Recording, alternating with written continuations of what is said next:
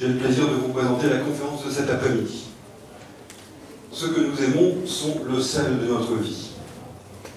Certains de ces êtres chers disparaissent avant même que nous ayons pu cheminer avec eux ou après un chemin trop court. Christophe Forêt, notre conférencier, sait trouver les mots qui nous échappent trop souvent pour dire la peine et le désarroi, qui nous submergent dans de telles circonstances. Il sait aussi ouvrir des fenêtres d'apaisement et d'espoir et aider à retrouver le fil de la vie. Bonjour à tous et bonjour à toutes.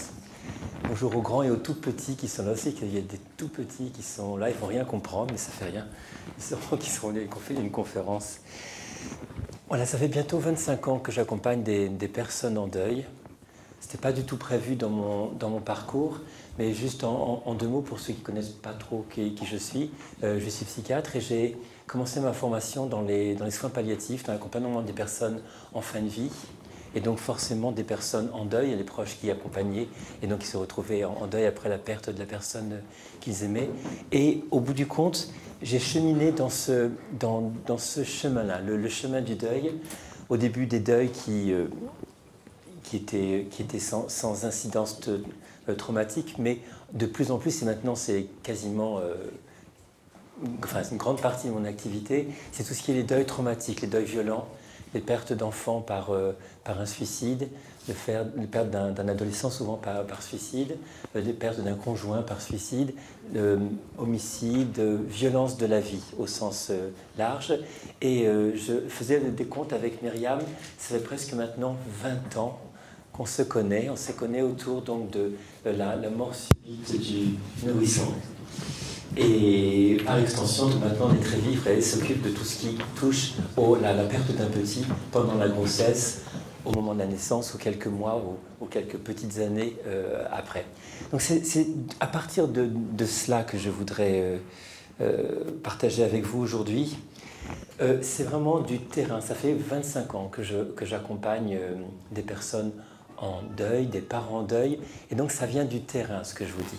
Il y a peut-être des choses qui ne vont pas forcément correspondre à exactement votre histoire, votre ressenti, mais il y a derrière des grandes constantes qui m'ont été transmises par des personnes, des papas, des mamans, des frères, des sœurs, qui ont perdu un petit. Et donc, c'est ces mêmes questions en fait qui reviennent encore et encore en consultation ou dans d'autres associations où j'interviens, comme Après vous à l'absence, qui est des groupes de parole de parents en deuil, ou Phare Enfants Parents qui s'occupent du deuil des parents après un suicide, ou d'autres associations. Donc ça vient du terrain. Ce que je vais vous raconter, ce n'est pas des concepts psy comme ça qui viennent de nulle part, ça vient du terrain, ça vient de la bouche même des parents, et ça peut être utile de les synthétiser pour vous rendre compte que les questions que vous pouvez vous poser après la perte de votre petit et le désir de continuer à avancer, eh bien ces questions sont assez universelles, et ça peut être rassurant de se rendre compte que ce qu'on croit être la singularité de son expérience, en fait, ça renvoie à d'autres choses qui sont communs à tous les parents. Et c'est d'ailleurs la force d'une association comme Naître et Vivre ou les autres associations que vous voyez sur le parvis, de pouvoir fédérer des gens, fédérer des expériences pour qu'on puisse partager, se rendre compte que la souffrance qu'on a, elle peut être partagée parce qu'elle est connue et reconnue par d'autres parents. Et ça, c'est vraiment capital. Aucun psy n'aura la pertinence de vous apaiser plus que parfois un simple échange avec un papa et une maman qui dit « oui, ce que tu vis, c'est normal ». Parce que moi, je le vis, et cette personne, elle le vit, et cette personne, elle le vit, et cette personne, elle le vit. Et ça, c'est la force de l'expérience, plus que simplement un discours psy qui n'est pas forcément fondé sur quelque chose de l'ordre d'une expérience. Donc un jour, on se marie, ou on ne se marie pas, c'est possible aussi, on tombe enceinte.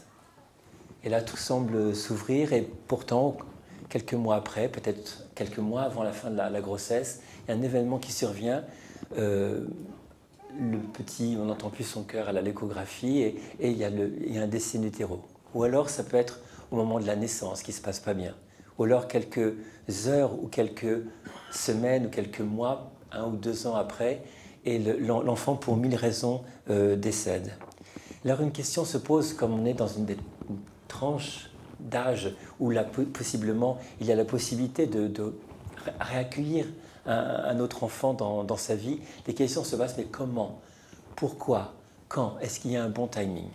Et c'est ça qu'on va développer aujourd'hui. Mais avant d'aller un petit peu plus loin, je voudrais, encore faut-il que la question puisse se poser. Parce que parfois, la question ne peut pas se poser parce qu'on ne peut pas avoir d'autres enfants. Il y a plein de raisons pour cela. Ça peut être je suis trop âgé pour avoir un enfant. C'est moins souvent pour la mort du tout petit, parce que la maman est en âge de procréer, et souvent elle a la possibilité de le faire, mais je pense à des parents qui, ça sort un petit peu du sujet, mais qui, je pense à Myriam et Pierre, qui ont perdu un petit Hugo de 12 ans, et elle était trop âgée pour avoir d'autres enfants. Ils n'ont plus d'autres enfants, donc c'est quel est le projet de couple quand on ne peut plus avoir d'enfants? Et là, ça ne couvre pas le sujet de cette conférence-là. Et si vous êtes concerné, là, je pense que ça peut être un peu douloureux d'entendre tout ce que je vais vous dire aujourd'hui. Hein, parce qu'il y a tout un travail à côté qui consiste à explorer sur c'est quoi le sens maintenant d'une vie quand on ne peut plus avoir d'enfants et qu'on n'a pas d'autres enfants. C'est différent si on perd un petit et qu'on a d'autres enfants, même si on ne peut pas en faire d'autres après, que de se dire que j'ai perdu mon petit, je n'en aurai plus jamais et c'est clos pour moi. Donc il y a vraiment un enjeu, c'est une autre conférence, c'est un autre sujet, mais gardez-le en tête parce qu'il y a vraiment quelque chose qui est une attention à avoir quand on est un papa ou une maman qui sait qu'il ne pourra plus être papa et maman, du moins il l'est à tout jamais, mais il n'est plus d'un petit enfant qui est vivant dans le monde. Donc, il y a une donnée essentielle à prendre en compte quand on perd son petit et qu'on envisage de réaccueillir un autre enfant dans sa vie. Il y a une donnée incontournable qui fait que cette grossesse, ce projet, est un projet différent, qui d'emblée part sur des bases qui peuvent être assez éprouvantes au niveau émotionnel. Parce qu'on est déjà, le parent, le papa, la maman, se trouve dans un processus de deuil. Et ce processus de deuil, qu'on le veuille ou non, qu'il y ait ou non un petit, il va être là, il va revendiquer sa place, et ce n'est pas toujours évident de pouvoir cheminer dans les deux processus en même temps, accueillir un enfant et, j'aime pas l'expression, mais faire le deuil, entre guillemets, de l'autre enfant, même si faire le deuil, ça ne veut absolument rien dire. Donc il y a vraiment juste avant de parler d'accueillir un enfant, prendre bien conscience qu'est-ce que c'est ce processus de deuil.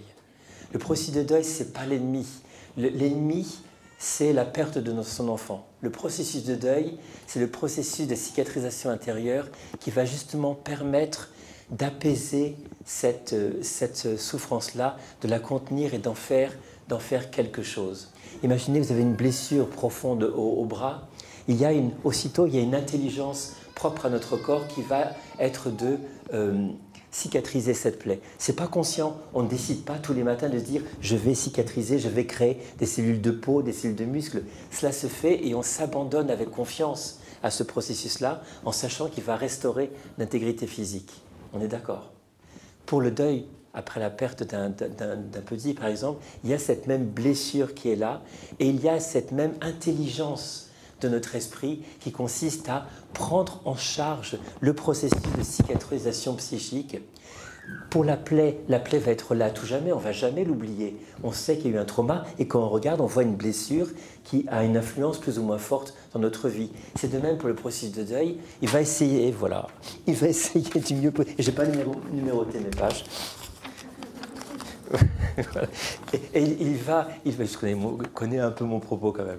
Et donc il va avoir pour propos de restaurer l'intégrité psychique. Ce n'est pas oublier, ce n'est pas tourner la page, ce n'est pas passer à autre chose.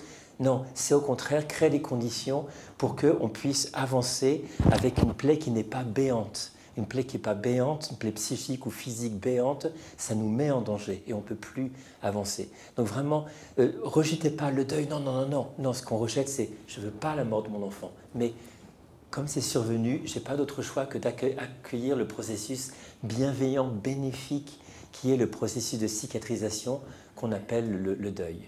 Hein, ça c'est vraiment important pour ne pas caler le deuil dans quelque chose de négatif, ça nous est bénéfique.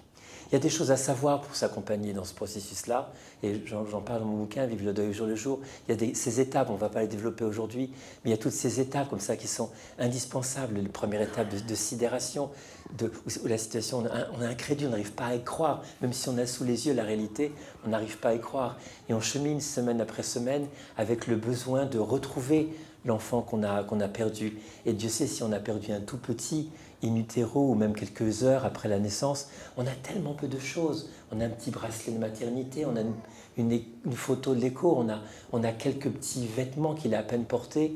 Donc on a vraiment très très peu de support, et pourtant on a besoin de le faire exister et que les gens sachent que ce petit a existé dans le monde, qu'il a un nom et qu'il a une place, alors que trop de gens qui n'ont pas eu de lien émotionnel avec lui, l'oubli. C'est la plus grande peur, qu'on oublie le petit qui a disparu.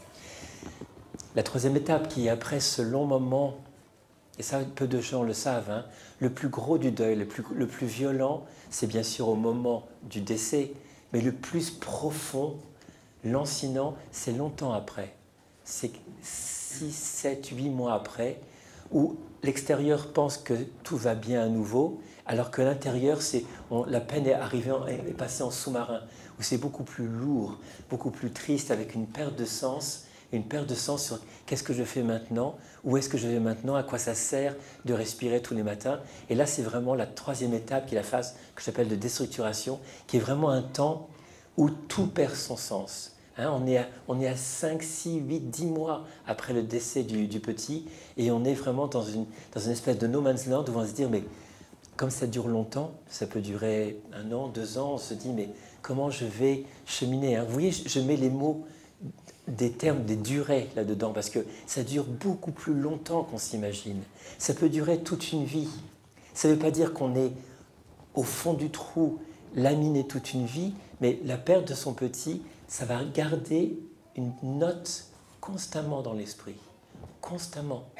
C'est aussi présent, même des années après, que votre respiration est présente maintenant.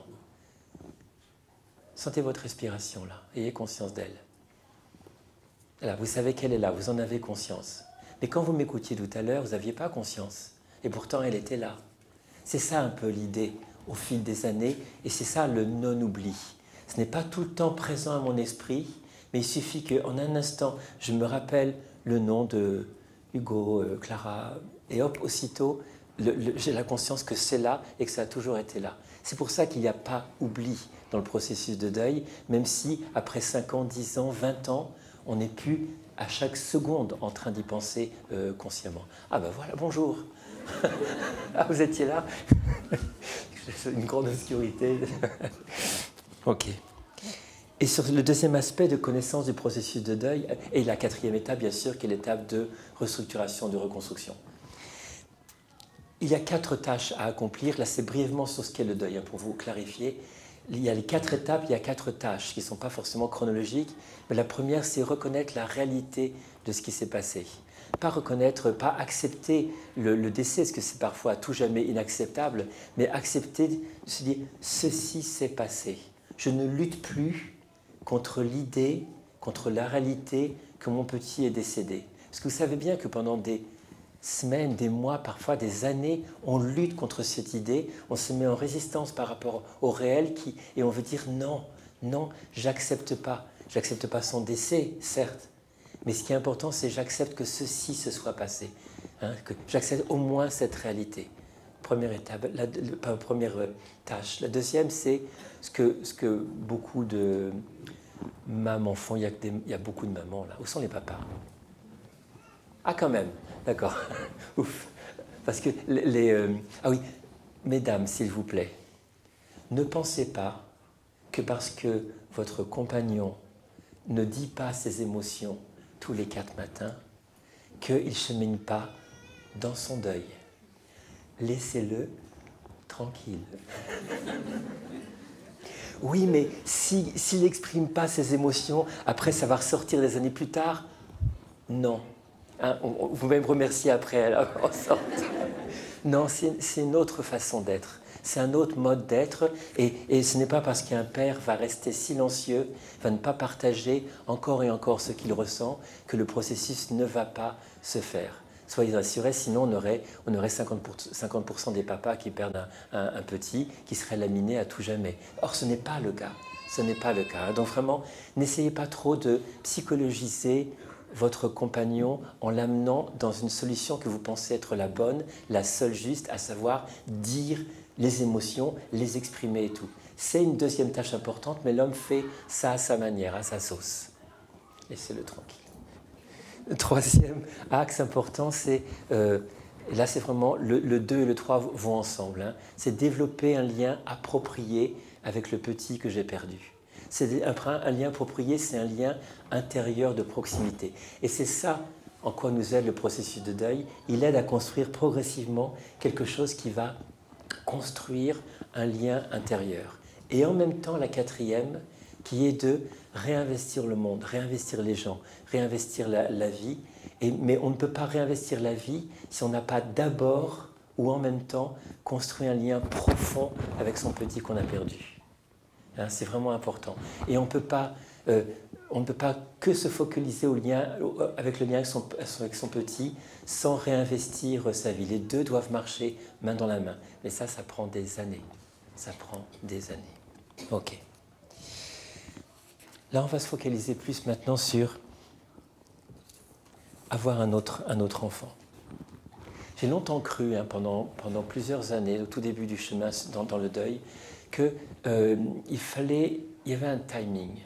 Il y avait un timing à respecter, justement, le timing du deuil, laisser tout ça se passer, toutes ces émotions, toute cette intégration se passer, et c'était corroboré par des études universitaires, des écrits de psy sur le deuil, qu'il fallait du temps avant d'avoir un autre enfant. Le constat, maintenant, est vraiment issu du cabinet, issu vraiment des échanges avec des parents, c'est que j'ai renoncé à cette idée parce qu'il n'y a pas de bon timing et bien au contraire, mon expérience est que l'arrivée d'un nouvel enfant est bénéfique pour le processus de deuil. C'est bénéfique, même si ça survient quelques mois après le décès, enfin quelques mois, au moins 9 mois, mais quelques mois après le décès du petit. Juste parenthèse par rapport à ça, mais j'achète une petite exergue. Il y a juste une question de tempo. Imaginez, vous venez de perdre votre petit et 3 mois après, vous concevez un autre enfant. 3 plus 9 mois de grossesse, ça fait combien ? 1 an, 12 mois.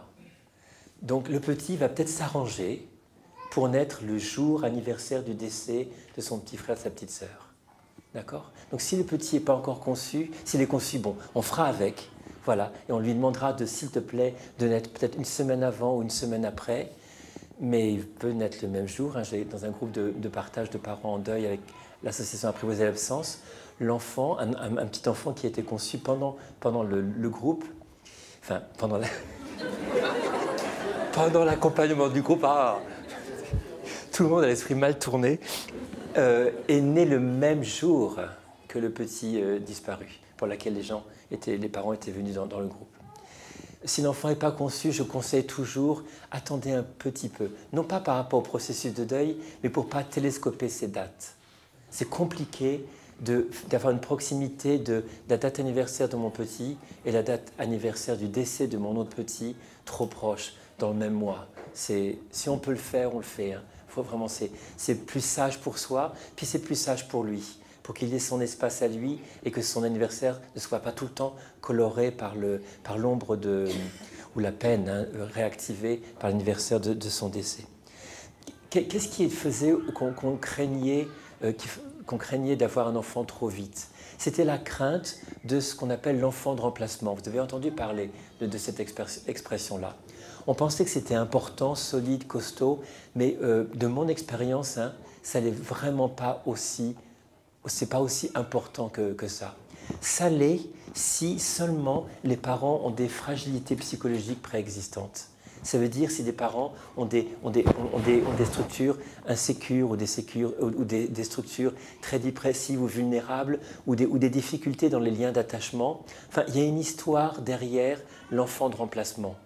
Mais dans la grande majorité des cas, il n'y a pas cette histoire et si on chemine suffisamment intelligemment dans le deuil, on peut vraiment sans problème, sans l'ombre d'un problème, accueillir un autre petit sans l'idée d'enfant de remplacement. Grosso modo, qu'est-ce que c'est? Et vous verrez que c'est assez rare quand même. C'est des parents qui n'arrivent pas à voir le nouvel enfant comme un autre enfant. Ils l'identifient trop fortement, trop étroitement avec l'enfant disparu et ils peuvent arriver à lui donner le même nom, lui faire porter les mêmes vêtements ou ceux qui lui étaient destinés, rien bouger à la chambre, construire exactement le même projet et l'autre n'existe pas pour ce qu'il est. Et il est tout le temps, il va passer sa vie à exister en ayant toujours l'impression de devoir remplacer, de devoir suppléer à la peine de ses parents parce que tout compte fait, il a été conçu pour ça. Donc il n'existe pas par lui-même. Vous voyez, c'est quand même super méga lourd, ça existe. Hein. Il y a vraiment clairement des enfants de remplacement, mais je ne vais pas m'y attarder parce que c'est quelque chose qui n'est pas aussi fréquent que ça. L'important néanmoins, c'est de vraiment tout faire pendant ces 9 mois que nous donne la nature pour pouvoir réfléchir et de bien clarifier. Il y a ce petit que j'ai perdu, il y a ce petit qui va venir, mais j'ai vraiment besoin de l'identifier clairement comme étant l'enfant décédé, l'enfant qui n'est plus vivant dans ce monde. Et ça veut dire passer toutes les émotions, ça veut dire le nommer, ça veut dire partager avec autrui le fait qu'il a existé. Donc c'est tout le chemin de deuil dont on a parlé tout à l'heure. Et ça, je lui dis donc c'était avant, parce que le constat au fil des années, c'est que c'est positif dans la dynamique de deuil. Il y a plusieurs grands aspects positifs. Il y a quelque chose qui, dans le statut de parent, est profondément restauré. Vraiment, vraiment profondément restauré, tant pour le papa que pour la maman. Il y a quelque chose, et ça il y a une blessure qui a été faite par la mort de l'enfant, et une maman me disait, je ne peux pas imaginer terminer ma vie de femme pouvant concevoir un enfant, sur ce qu'elle percevait comme un échec. Je ne peux pas, d'autres me disaient, j'ai besoin de me redonner à moi-même et à autrui l'idée que je peux être le bon parent dont le corps crée un bon petit, qui va grandir. Il y a vraiment quelque chose de l'ordre d'une réparation qui est vraiment importante dans le fait de pouvoir reconcevoir un enfant. Ça peut être aussi la remise en question de soi. Hein, je disais en arrivant, je faisais remarquer à Myriam, il y avait un petit panneau, les parents sont responsables sous la responsabilité de leurs enfants. Non, c'est l'inverse. Les enfants...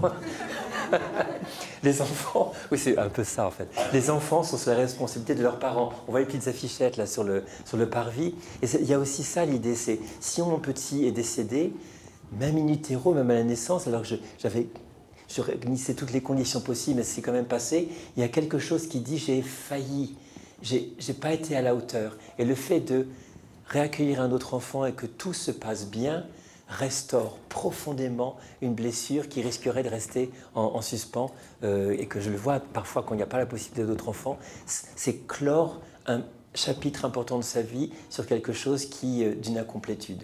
Et donc là vraiment ça c'est important. Il y a aussi un pari fou de cette confiance renouvelée dans la vie qui reprend ses droits. Et j'ai entendu parfois des personnes qui disaient le nouvel enfant exorcise ce malheur, c'est une idée de malédiction qui a été sur la famille et ça vient restaurer aussi quelque chose oui, exorciser quelque chose. Donc vous savez bien qu'après la perte d'un petit, on n'a pas de moteur, on se dit mais à quoi ça sert maintenant? J'ai perdu un aspect essentiel de mon existence, je ne peux pas continuer à avancer. Et le fait de se dire ok, on me dit de prendre soin de moi dans mon deuil, j'ai pas envie, j'ai pas l'énergie, j'ai pas le courage, mais je vais le faire pour lui, pour ce petit qui est là.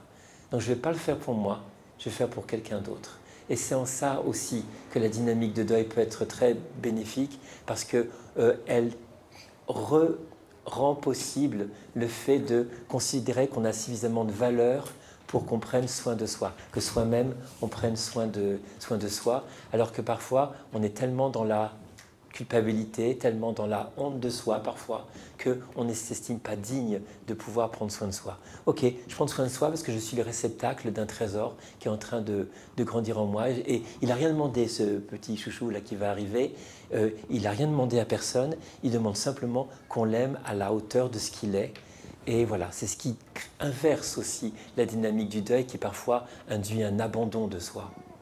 C'est valable pour le papa et la maman, hein, c'est vraiment valable pour les deux. Et c'est ça, à mon sens, qui vient infléchir positivement le vécu du deuil. Néanmoins, il y a 1000 questions qui se posent avec l'arrivée de l'enfant. C'est par exemple, oui mais je suis toujours en deuil, je pleure toujours, je regarde les photos, je suis toujours dans une énorme peine, ça fait des semaines et des mois, est-ce que ça va affecter négativement mon petit qui est dans mon ventre? Qu'est-ce qu'il va capter? Qu'est-ce qu'il comprend de tout cela? Par chance, c'est maintenant le recul de plusieurs années, au moins une décennie. Je ne vais pas la boire. Que je vous parle, je ne veux pas boire et vous parler. Merci en tout cas. Comment je peux... j'ai perdu... Myriam, tu m'as fait perdre le fil. Oui, voilà. Et effectivement, j'ai un recul de 10 ou 15 ans maintenant pour certains enfants.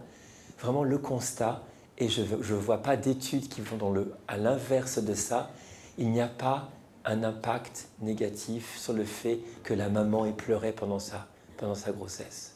Le seul impact négatif, c'est que après la naissance, l'enfant n'a pas été aimé comme il a le droit d'être aimé. Mais il n'y a pas d'impact négatif. Je ne l'ai jamais vu. C'est constant. Hein, une maman qui arrive en pleurant avec son ventre et le papa qui est là en disant « mais notre peine, ça va l'imprimer à tout jamais ». Le constat que non. La peine ne va pas être imprimée à tout jamais, mais c'est vrai qu'il va falloir créer autour de ce petit une bienveillance, un amour, mais juste la même chose qu'on aurait créé autour de lui s'il n'y avait pas eu de décès, hein, bien sûr. C'est la même chose. Mais souvent, je demande, parce que c'est très pratique, hein, les choses demandées, c'est « mais qu'est-ce que je lui dis si je pleure ?» Il dit bah, « écoutez, qu'est-ce que vous lui diriez ?» Et puis on construit. « Qu'est-ce que vous lui diriez ?»« Écoute, mon chéri. » Et elle parle, et on crée des petits exercices comme ça, elle dit « Écoute mon chéri, j'ai de la peine, je vais t'expliquer pourquoi j'ai de la peine. » Exactement comme si on faisait, comme s'il avait 4 ans, ou 5 ans, ou 10 ans, on lui explique « Ok, tu sais, je suis dans la peine parce que tu as un petit frère, une petite sœur qui est décédée, mais ça n'a rien à voir avec toi. Toi, je suis tellement heureuse de t'avoir. » Ou si le papa est là en train de parler sur le ventre de son épouse. Mais de vraiment lui dire, lui expliquer, établir un rapport de vérité qui doit être le rapport constant dans toute sa vie. On va parler après de quelle place pour l'enfant après, quel discours on va tenir par rapport aux autres enfants vis-à-vis de ce petit frère ou de ces petites sœurs disparus. Mais c'est vraiment important de rentrer d'emblée dans un rapport très clair, très honnête, très vrai avec lui en disant « j'ai cette peine, je ne peux pas l'enlever, je suis désolé, pardonne-moi, c'est une maman qui pleure la perte d'un petit frère ou d'une petite sœur, mais ce n'est pas toi, ça ne concerne pas toi. » Et le simple fait de le formuler peut aider vraiment à ça ne veut pas passer une étape, mais ça aide à accueillir ce qui est. Mais vraiment, je vous assure, à part le lien anxieux d'attachement, la peur autour de l'enfant à venir, il n'y aura pas de conséquences. On peut aussi se demander mais quel impact pour nous en tant que parents de l'arrivée d'un nouvel enfant. Et là, il y a 2 grands pôles. Il y a un pôle de peur et il y a un pôle de culpabilité. Le pôle de peur, c'est ce qui n'était pas avant, quand on n'avait pas perdu un enfant. Et maintenant qu'on a perdu un petit, la peur s'invite durant cette grossesse. C'est tout simplement la peur de perdre à nouveau. Que ça recommence à nouveau et on se dit, à nouveau ça? Non. Moi, je vais devenir fou, je vais devenir folle, c'est pas possible. Et c'est vrai que tout recommence, que l'enfant soit mort-né, qu'il y ait une malformation qui peuvent induire à une interruption thérapeutique de grossesse, qu'il soit victime d'un accident, d'une maladie quelques jours après sa naissance. Et donc, on devient extrêmement précautionneux. Et très souvent, on n'annonce pas avant les 3 mois, parfois. Une maman, elle annonçait 6 mois. Bon, ça se voyait comme le nez rouge au milieu du visage, mais elle ne mentionnait pas son travail, sa grossesse. Et les gens, enfin, elle signifiait clairement, le premier qui me parle, je l'égorge. Hein. Et c'était vraiment, ça faisait tellement peur. En fait, c'était la peur qui était derrière. La peur de dire, si je nomme, ça va exister. Si ça existe, si ce petit existe, il peut disparaître. Hein. Donc, il n'y a pas de réponse à ça, il n'y a pas de recette magique pour faire ça, mais juste prendre conscience de cette peur qui est là. Parce qu'elle peut induire... j'ai vu certains parents, la maman était enceinte, et ils attendaient simplement le petit. Ils attendaient. Il n'y avait pas la chambre, aucune chambre n'était faite ou refaite. Il y avait le minimum syndical des échographies. C'était comme si rien ne se passait pour ne pas investir la grossesse, pour ne pas investir émotionnellement la grossesse. Tellement peur que si j'investis et si je perds, je vais souffrir. Donc je ne vais pas investir, comme ça si je n'investis pas et si je perds, je souffrirai moins. On est sur la vague, hein, on essaie de cheminer du mieux qu'on peut, mais ça peut se voir aussi. C'est des mécanismes de protection, hein, qui empêchent d'investir pleinement l'enfant. Il y a parfois même, là c'est pas tout à fait pour la mort du tout petit in utero, mais c'est si des enfants, un petit qui peut décéder par exemple après, mettons un an et demi, 2 ans. Parfois, mais c'est pas parce qu'on le décide, hein, c'est des mécanismes de protection souvent inconscients. Il y a c'est un papa qui me disait ça tout récemment. J'ai eu du mal à investir mon petit garçon. Donc il était petit, il est né. J'étais là, je disais son papa, mais je sentais que ça se passait pas. Et c'est une fois qu'il a passé, son petit a passé l'âge où le grand frère était décédé, qu'il a commencé à investir. Parce que ce petit-là menait une vie que l'autre n'avait pas vécue. Il confondait. Il dit, pourtant, je ne veux pas confondre, mais il confondait quand même à un niveau, vous savez, très animal, très archaïque en lui, confondait le petit qui était là avec l'autre, alors que quand il a commencé à vivre sa vie que l'autre n'avait pas eu le temps de vivre, il a pu vraiment investir son petit. Vous voyez, ça peut créer parfois au début, juste par l'intention de ne pas souffrir, une certaine difficulté à établir le lien avec son enfant. La plupart du temps, ça se passe bien, mais si vous constatez que ça frotte, que vous n'y arrivez pas, et que cette difficulté est sous l'emprise d'une peur de ne pas souffrir si je le perds, hein, comme protection, qui va trop loin dans son intention, ça vaut le coup de se faire aider et accompagner pour dépasser cette peur, parce que le petit a besoin que son papa et sa maman l'investissent. Il a besoin, il ne peut pas faire autrement, sinon il meurt. Hein. Il a vraiment besoin de cet amour qui est là, et il ne peut pas s'offrir le luxe de comprendre que son papa ou sa maman ne l'investissent pas parce qu'ils ont peur de se protéger s'il venait à mourir. Vous voyez, on ne peut pas aller faire ce coup-là, c'est pas possible. Il y a parfois une peur qui est là, beaucoup moins fréquente, mais qui est beaucoup plus liée. C'est des enfants qui n'ont pas mort in utero ou peu de temps. C'est des enfants dont on a déjà, qui ont peut-être 6 mois, 1 an, et on a peur, ça paraît bizarre de formuler comme ça, mais on a peur que l'autre enfant ne soit pas aussi bien que l'autre. Que celui-ci était bien, et celui-ci, comme il est décédé, l'autre sera pas bien. Bon, c'est pas souvent, mais ça peut arriver. Pardon ? Une autre question qui vient, qui est toujours dans le lien de la peur, c'est est-ce que je vais oublier mon enfant disparu ? Parce que je vais tellement être happé. On sait comment c'est, hein ? On dort plus, et on dort plus. Et on est fatigué, et on est sans cesse, toutes les 3 secondes interrompues parce que voilà, et on est sans cesse dans cette angoisse aussi qu'il lui arrive quelque chose, qu'on peut aussi être dans la peur de ne pas être assez présente. Donc cet hyper-investissement dans le petit qui va venir, ou dans le petit qui vient juste de naître, mais surtout dans celui qui va venir, cette inquiétude de « je vais être trop happé et je vais oublier mon enfant ». c'est la métaphore du souffle dont vous disiez, hein. C'est vraiment, il sera toujours présent. Mais comme on est dans le cœur du processus de deuil, c'est vraiment important de dire, ok, j'ai cette peur de l'oublier, j'ai cette peur d'être happé, donc je décide de résolument entrer être partie prenante activement du chemin du deuil de mon petit que j'ai perdu.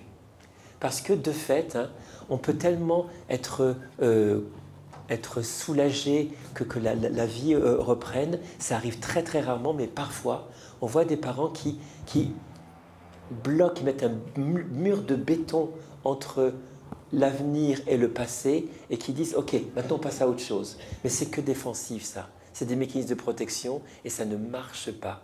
Vraiment, pour éviter pour dépasser cette peur d'oublier son enfant, est-ce que je vais oublier son enfant, il faut vraiment poser des choses très claires. C'est poser des rituels en lien avec lui. C'est continuer encore à en parler dans l'entourage. C'est vraiment faire vivre ce petit.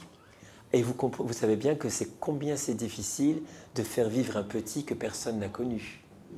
C'est difficile de faire vivre un petit qui n'a même pas eu quelques heures de vie dans ce monde, où les gens, les proches, même les amis, même parfois même des gens de la famille, ont peu de liens émotionnels. Et vous savez bien que qu'est-ce qui fait qu'on est en deuil? C'est parce qu'on a un lien émotionnel qui a été rompu. C'est uniquement ça qui met en nous le mécanisme de deuil, le lien émotionnel rompu. Or, les gens dans l'entourage ont développé très peu de liens émotionnels. Ils n'ont pas eu le temps de développer un lien émotionnel. Donc, avec le décès de l'enfant, il n'y a pas de rupture de lien émotionnel. Et donc, en eux, il n'y a pas nécessité psychique de mettre en route ce mécanisme de cicatrisation qu'on appelle le deuil. Donc, ils ne sont pas du tout affectés comme vous pouvez l'être. Et ça peut être difficile, alors qu'on attend un nouvel enfant, de devoir sans cesse revendiquer le nom de celui qu'on a perdu. Parce que les gens, parfois, ils disent « Mais pourquoi tout le temps Mais elle est enceinte, enfin, c'est bon, pourquoi tout le temps, elle est en train de parler de son autre enfant ?» Et là, cette fameuse phrase-là, elle se complaît un peu dans son malheur, quand même. Hein, elle remue le couteau dans la plaie, enfin, il y a un peu de complaisance. Vous connaissez ça, vous avez déjà entendu ça. C'est ce truc-là qui est une non-compréhension qu'il y a deux chemins distincts et que l'un influence peut-être l'autre, mais qu'il faut vraiment, justement pour préserver le petit à venir, justement pour préserver l'intégrité psychique et la liberté à exister du petit à venir, que le parent, que vous les parents, vous focalisiez sur le petit que vous avez perdu. Et une journée comme aujourd'hui, c'est génial, ça permet de poser, alors même que vous êtes enceinte ou alors que vous avez déjà des petits qui sont dans la salle, c'est de revendiquer, oui tu es là, dans mon ventre ou dans là, mais il y a quand même quelqu'un qui a existé avant toi et j'ai la responsabilité en tant que parent de te faire exister dans le monde. Et il n'y a pas d'erreur. C'est votre boulot, boulot en tant que parent de faire exister ce petit. Et il n'y a pas d'erreur, il n'y a pas de complaisance, il n'y a pas un truc morbide là-dedans. C'est clairement ça qui fait qu'on a besoin de nommer l'enfant, de faire des sépultures, de faire des lâchers de ballon le jour anniversaire de son décès, dans le fait nouveau faire-part qui accueillera l'autre enfant. Ce serait de vraiment mettre son nom, c'est de dire ah, c'est votre première grossesse. On a envie de dire oui pour avoir la paix, mais on se dit non. Non, c'est ma deuxième grossesse. Ah bon, il est où votre petit? Il n'est pas là. Ah, il est où? Il est avec la nounou? Non, il est décédé. Vous voyez, tous ces trucs-là. Et c'est ça aussi qu'il faut apprendre. Avant d'être confronté aux situations dures comme ça, de se préparer, de se faire un petit peu un training pour ne pas être à chaque fois les jambes coupées, à chaque fois qu'on vous demande ah, vous avez 2 enfants? Non, 3. Ah, où est le 3e? Alors, et avant, si on s'est dit, ok, quand on me pose une question comme ça, je décide, est-ce que je dévoile à cette personne-là mon intimité? Parce que si je lui dis qu'un enfant est décédé, je dévoile mon intimité. Et ce blaireau-là, je n'ai pas forcément envie de lui dévoiler mon avis. Non, donc moi, je sais que si je dis, j'ai eu 3 enfants, et si je dis, non, j'en ai que 2, j'en ai 2, et ce blaireau, on n'a pas besoin de lui dire plus. En revanche, s'il y a la personne, on sent qu'on peut lui dire, j'ai eu 3 petits et on en a perdu un. Après, les gens sont embarrassés dans tous les sens, mais vous n'avez pas à prendre en charge l'émotionnel des autres. D'accord? Vous n'avez pas à prendre en charge l'émotionnel des autres. Vous êtes simplement dans une description de la réalité. C'est juste ça. S'ils ont un problème avec la réalité, c'est pas grave. C'est leur problème, il faut qu'ils gèrent ça. Mais c'est vrai que ça met un flou, enfin un trouble dans la relation, mais au moins vous êtes là où vous êtes, et surtout, même des années après, vous ne trahissez pas votre petit en disant non, t'as pas existé, je t'ai pas fait exister dans cette conversation avec ces personnes-là. Vous voyez, c'est hyper important. C'est ça aussi qui contribue au je ne vais pas oublier. Bien. Au revoir. C'est aussi compliqué au cours de cette grossesse aussi de faire comprendre que la peine est toujours présente. Parce que les gens de l'entourage sont tellement contents que vous soyez à nouveau enceinte ou que votre compagne soit à nouveau enceinte, qu'ils vont sauter sur l'occasion de dire « ça y est, c'est parti, c'est derrière ». Parce que vous savez quoi? Ils sont tellement contents de ne plus avoir à vous soutenir. Ils sont tellement contents de ne plus avoir à vous porter, à vous consacrer du temps, à vous aider à exprimer vos émotions. Là, vous leur donnez sur un plateau d'argent l'occasion de « Ah, ça va, super, alors vous allez faire quoi? Et puis, quelle maternité, etc. etc. » Alors que dit « Non, non, non, non, non, non, non. J'ai perdu mon petit aussi, même si j'ai un... » Vous voyez, et ça peut être un peu difficile dans la relation de faire comprendre aux gens qu'on a besoin de revendiquer encore et encore et encore l'enfant disparu. Et c'est compliqué, hein, mais vous devez, c'est le comble, et des fois on se dit on n'est pas content de le faire, mais on a à faire ça. Il faut, en tant que parent en deuil, éduquer les proches. Ils n'ont pas cette éducation-là, ils n'ont pas cette connaissance-là. On se dit, mais c'est le comble quand même, c'est incroyable, c'est des paroles de mes débiles qui me disent et tout. Non, s'ils ne savent pas, ils ne savent pas. Ils se pensent sincèrement que, ah super, ça va vous faire du bien de parler de l'enfant à venir, et ils arrêtent de parler du petit décédé. Ils se disent, non, il faut que je t'enseigne un truc, processus de deuil, on continue à parler de Jérémie. On parle de Jérémie, et Jérémie, je veux l'entendre au moins 2 fois dans la conversation par jour. D'accord? Hein? Oui, il y a tout ça. Mais il faut éduquer les gens. Et c'est normal qu'on fasse éduquer. On n'a pas cette éducation du deuil dans nos sociétés. Donc voilà. Comme ça, vous préservez aussi votre confort relationnel avec cette personne-là. Parce qu'au bout du compte, si vous vous sentez obligé de taire votre peine sous prétexte que vous êtes enceinte à nouveau ou que votre compagne est enceinte à nouveau, ça peut créer quelque chose qui de toute façon arrive dans le processus de deuil, c'est la colère envers les gens. L'irritation envers les gens, l'envie de les baffer dès qu'ils ouvrent la bouche, parce qu'ils ont continué leur vie et ils ne prennent pas forcément soin de soi, parce que pour eux, un avortement, c'est rien. Pour eux, un avortement soit choisi, soit un avortement thérapeutique, c'est rien. Pour un bébé qu'on n'a pas connu, c'est rien. Ils n'ont pas l'expérience. Il n'y a pas l'expérience, il n'y a pas la compréhension qui va avec. Hein, s'il n'y a pas la compréhension, il n'y a pas la compassion, il n'y a pas l'amour qui va avec. Hein. Vraiment, l'amour, il est fondé, la compassion, il est fondé sur la compréhension de ce que vit l'autre. Si on ne comprend pas ce que vit l'autre, on ne peut pas avoir la compassion pour lui. Donc, aidez-leur pour avoir leur compassion, la juste compassion, là, le vrai regard, le vrai amour pour vous, c'est vraiment aider-les à comprendre ce qui se passe. Puis s'ils ne veulent pas, on s'en fiche, mais au moins aidez-les à comprendre. Myriam, je peux déborder? Merci. La culpabilité, c'est un autre point. Peur et culpabilité. La culpabilité, c'est vraiment, j'ai quasiment tout le temps vu, peut-être pas pour vous, mais moi j'ai quasiment tout le temps vu l'émergence d'une culpabilité à l'annonce de ce nouvel enfant. C'est le truc évident qui arrive, c'est l'impression de le trahir sa mémoire en aimant un autre enfant.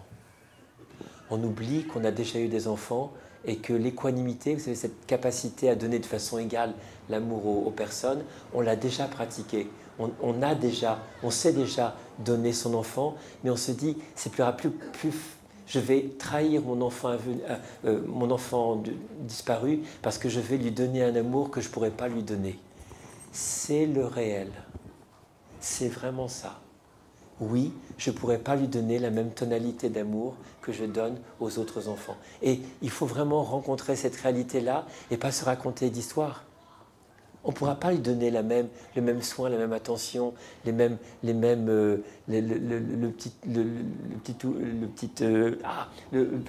petit cadeau quand il y aura la petite souris qui va passer, je n'arriverai pas à le sortir.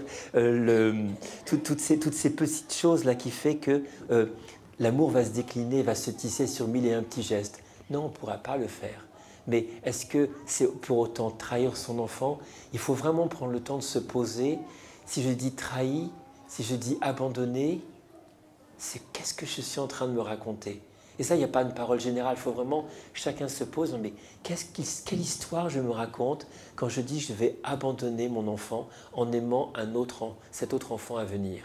Il y a un truc fou là, mais il faut vraiment le temps de se poser et de dire ok, mais qu'est-ce que je me raconte? Je me raconte une histoire un peu folle. Je ne l'abandonne pas. Abandonner, c'est je vais dans la forêt, je le dépose au pied d'un arbre et je m'en vais en courant comme les parents du petit poucet.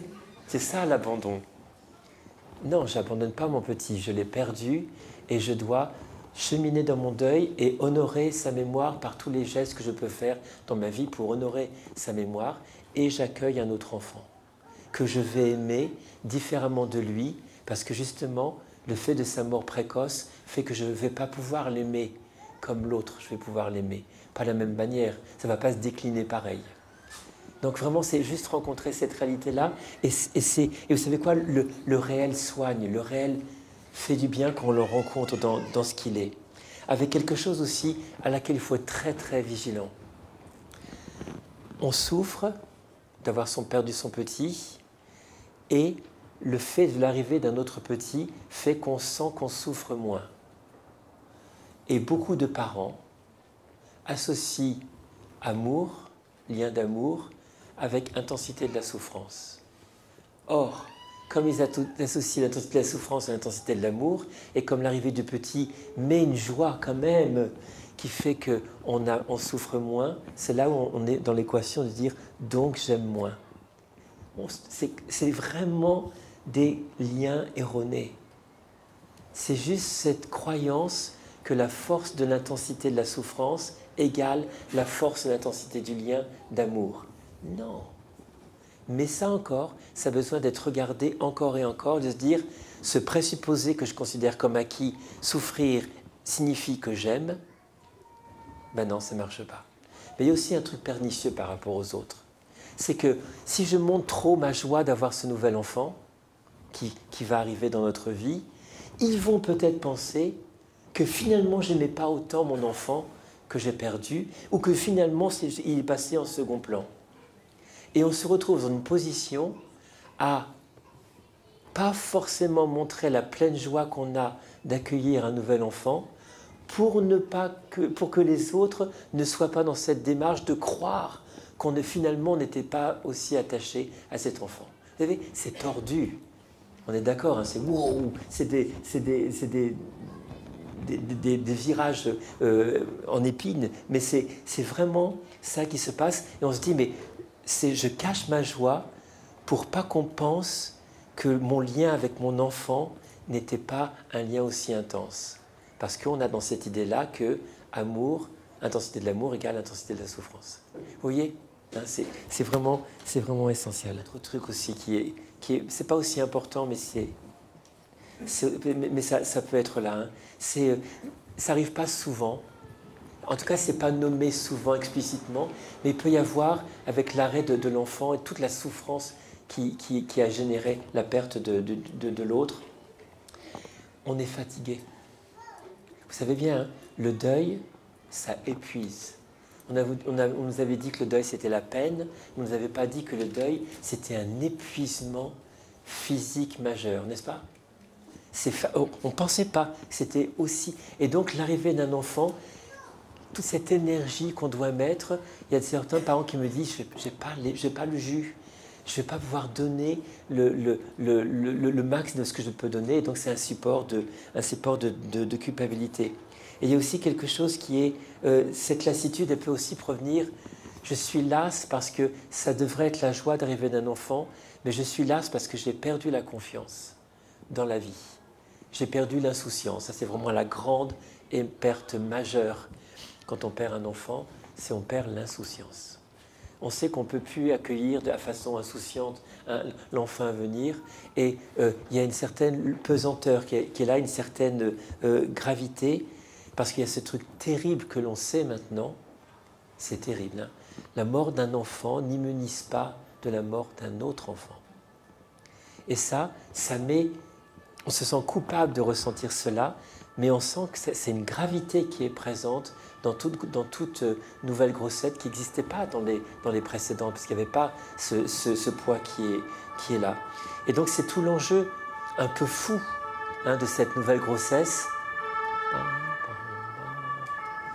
Voilà, c'est tout l'enjeu de cette nouvelle grossesse, c'est de dépasser ce mur de perte de confiance, dépasser cette perte d'insouciance et se dire non, quand même, j'y retourne. Et vraiment, il n'y a pas grossesse plus choisie que celle après le décès d'un autre enfant, parce que c'est en connaissance de cause. Je peux, à l'instant même, être en train de créer des causes de souffrance pour moi, mais j'y vais quand même. C'est fou, hein? Mais on y va quand même. Quel impact pour les autres enfants? Quel impact et comment lui parler de ce nouvel enfant? Ils vont réagir, hein? Et parfois, c'est étonnant. Je n'ai pas vu souvent, mais certains plus grands, des ados, une dame me demandait, il y avait un grand écart entre le décès du petit, la grossesse de l'autre, et elle avait un ado qui devait avoir 13-14 ans, et il était mais insupportable. Elle a demandé à ce que je le voie. Et ce garçon me disait, ma mère, mes parents sont fous. Ils ont tellement souffert après la perte du petit frère, et que là, ils recommencent. Ils veulent un autre enfant. Et vraiment, il était très hostile. 1. 2, ils vont oublier l'autre. C'était ça dans sa tête. Ils vont oublier l'autre. Ce n'était pas du tout le cas, mais lui, il était là-dedans. Pour les plus petits, c'est plus facile, même s'il y a tous les enjeux quand même de dire, si c'est un aîné, il va dire, ça y est, on va me détrôner. L'autre, mais ça c'est un autre problème. Je fais une petite parenthèse. Quand le deuxième enfant décède, par exemple, il y a un aîné puis le deuxième qui meurt, on sait bien que dans l'imaginaire de l'enfant, il y a le souhait que l'autre meure, parce qu'il détrône quand même, il dérange. J'étais le roi à la maison, et il y a un vice-roi qui arrive, et il faut qu'il dégage. Et il peut y avoir des pensées conscientes ou inconscientes de qu'il meurt. Vous vous rendez compte s'il meurt? Vraiment? L'impact psychique que ça peut avoir sur le petit frère aîné ou la petite sœur aînée de se dire « Waouh !» Là, ce qu'on appelle la pensée magique. Hein. La pensée magique, c'est la certitude qu'a l'enfant autour des 5, 6, 7 ans, 4, 5, 6 ans, de se dire que tout mon monde, mon univers est régi par ma pensée, par mon désir, par ma volonté. Et s'il a dit « Je voudrais qu'il meure parce qu'il dérange », et s'il meurt, ça confirme la vérité de sa pensée magique. Et là, il faut vraiment... Enfin, c'est tout le travail de comment on accompagne la fratrie après le deuil. Ce n'est pas le propos, c'est encore une autre conférence. Mais en tout cas, pour les plus jeunes, souvent, ils accueillent avec soulagement ce nouvel enfant. Vous savez pourquoi? D'abord, c'est un nouveau petit, mais derrière ça, ils sentent intuitivement que ça restaure une continuité. Ça restaure l'idée de famille. Ça restaure la stabilité. Ils voient que les garants de leur sécurité fondamentale, ces deux parents, sont dans une autre tonalité émotionnelle, et ça restaure ce besoin fondamental de l'enfant qui est la sécurité. La sécurité revient à la maison, on redevient normal, on recommence à parler de couches, à reparler, aller chez Ikea pour changer la chambre, etc., etc. Entre parenthèses, hein, dans cette idée d'enfant de remplacement, il est toujours bien de changer assez radicalement la chambre, de peut-être changer le lit, peut-être changer l'armoire, peut-être repeindre différemment. Vous voyez, des choses qui signifient vraiment que ce n'est pas le même, c'est pas le même enfant. Mais c'est l'idée de, pour les plus jeunes, tout va rentrer dans l'ordre et on va retrouver... Mais ils peuvent se poser des questions et c'est important aussi de les rassurer sur le fait qu'on ne cherche pas à remplacer l'enfant à venir, que les enfants ne sont pas interchangeables parce qu'ils peuvent être inquiets. Si moi je meurs, tu me remplaces ? Vous voyez, des questions comme ça qui viennent dans les paroles d'enfants, les rassurer, non, non, c'est quelque chose qui est clair, il vient parce qu'il est désiré. Mais, il faut que vous,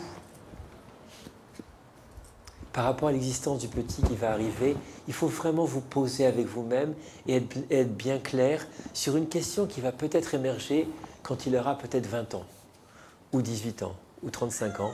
C'est, mais au bout du compte, papa, au bout du compte, maman, si j'existe, c'est parce que ma petite sœur est décédée.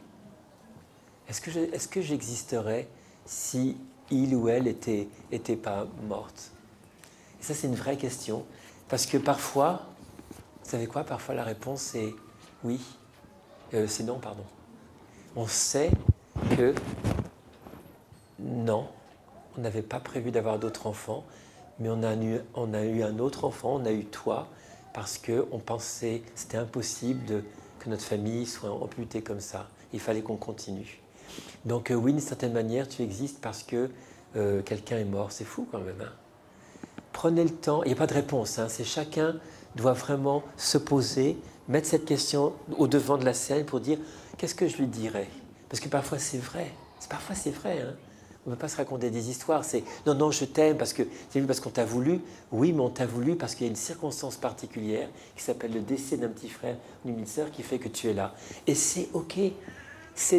Là encore, c'est la réalité. C'est ceci qui s'est passé parce que la mort de ce petit frère, non, ce grand frère en l'occurrence, de ce grand frère ou de cette grande sœur, ce sera inscrit à tout jamais dans son existence. Qu'on le veuille ou non, même, voilà, même s'il lui est apparu 2 ou 3 ans après l'enfant.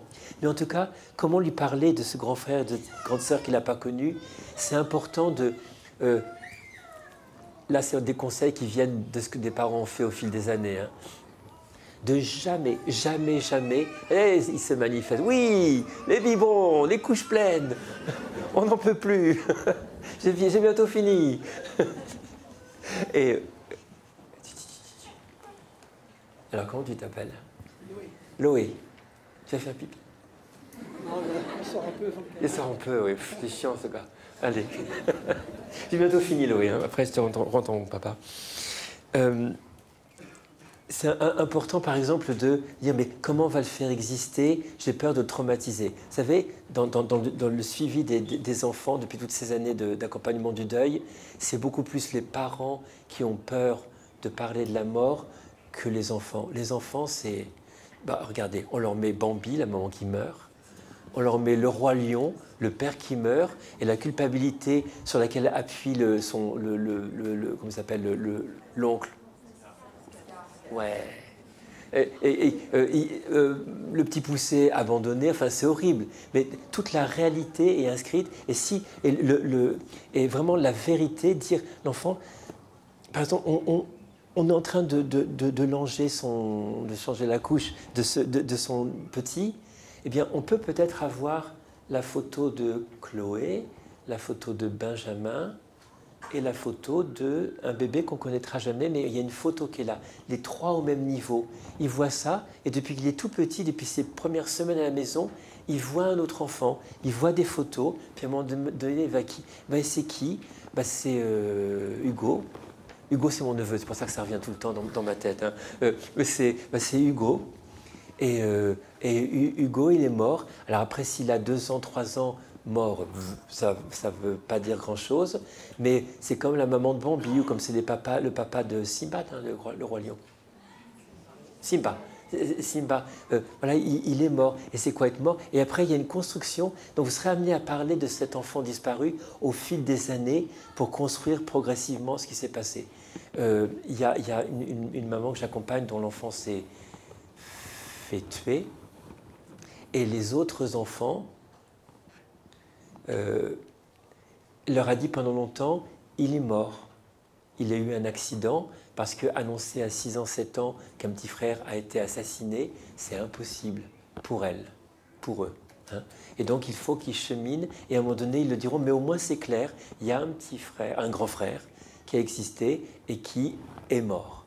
Et vraiment, si au fil du temps, on prononce le nom, Hugo par-ci, Hugo par-là, bah tiens, Hugo aimait ça, c'était la chambre d'Hugo, c'était là. Progressivement, ça s'intègre. Et soyez pas étonnés s'il construit une histoire, une représentation de Hugo qui n'est pas Hugo. Ah, mon frère, il aimait faire ça. Ah bon?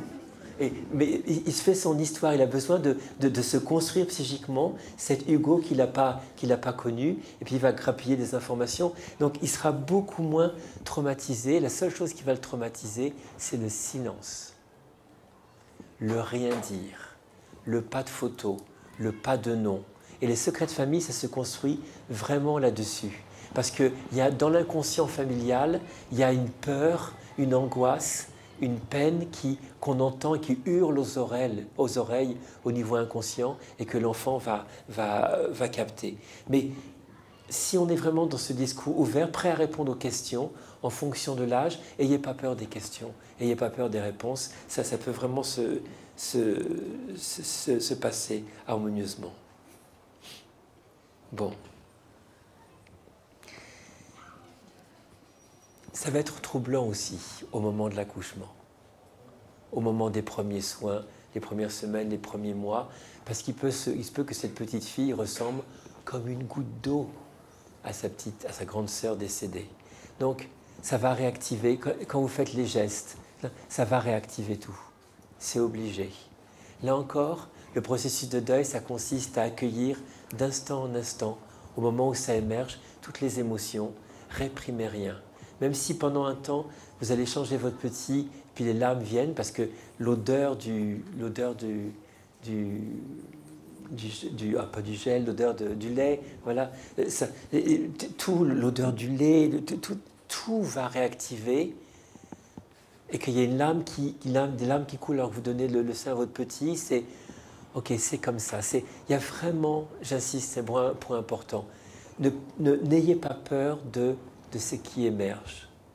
Plus vous allez le rencontrer, plus vous allez lui faire de la place, moins vous allez bloquer, moins vous allez contenir, plus vous allez mettre les mots, même avec ce petit qui ne peut pas comprendre, plus ça va s'intégrer en douceur, parce que vous surfez simplement sur la vague de la réalité de ce qui est.